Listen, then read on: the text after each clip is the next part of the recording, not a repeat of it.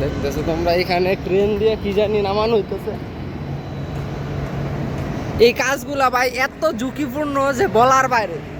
N কমসে কম মনে করো যে 1-2 টন মাল আছে, এই যে এই গাড়ি দিয়া লিফটে উপর থেকে নিচে নামাইতেছে আর কি।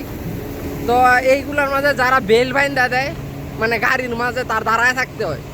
তো অনেক সময় এইসব বেল টেল ছুইটা গেলে মানে অবস্থা সিরিয়াস হয়ে যায়, অনেক সময় মানুষ মারাও যায়। এটা আসলে অনেক বিপজ্জনক কাজ আর কি। এটি যারা চালাইতে পারে তাগর মনে করো যে বেতন তো কইতে মানে তারা হয়েছে সুখী প্রবাসী, বড়লোক প্রবাসী আর কি।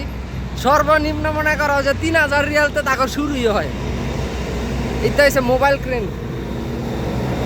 তো এটি চালাইতে পারলে অনেক ওভার টাইম করলে মানে ভালো টাকা পয়সা ইনকাম করা যায়।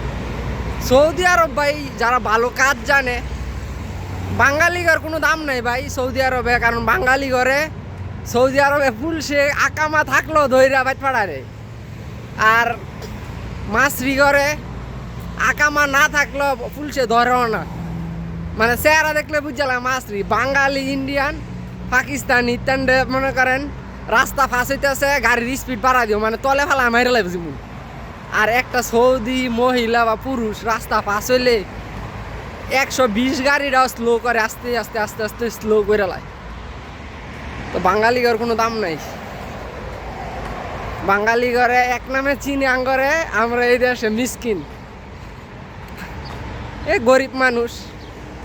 যার যেমন চিন্তাধারা তারা মানুষের সাথে মানে রমজান আইলে একটু ভালো ব্যবহার করে, আর এমনিতে আমনে সালাম দিলে সালাম হলেই তো চায় না বাঙালির। এরমের অবস্থা। ইমন আছে কয়দিন পরে বাঙালির লাগিয়া সৌদি আরব ব্যান করে দিতে পারে যে বাঙালি এই সৌদি আরব ঢুকতে পারতো না, সব ঢুকতে পারবো। বাঙালি, পাকিস্তানি আর ইন্ডিয়ান এই সৌদি আরব হজ ছাড়া ঢুকতে পারতো না, খালি হজ করার লাগাই পারবো। এরকম হইতে পারে, জানা নাই, আল্লাহ জানে, আল্লাহ ভালো জানে। কিন্তু জায়গাটা অনেক সুন্দর। এই যে সাইড দিয়ে দেখতেছেন ইতে সব বড়ই গাছ লাগায় রাখছে। বড়ই ভাই সেই মিষ্টি বড়ই, ভালোই লাগে খাইতে, সুন্দর। এই জায়গাটা পরিবেশটা ভালো।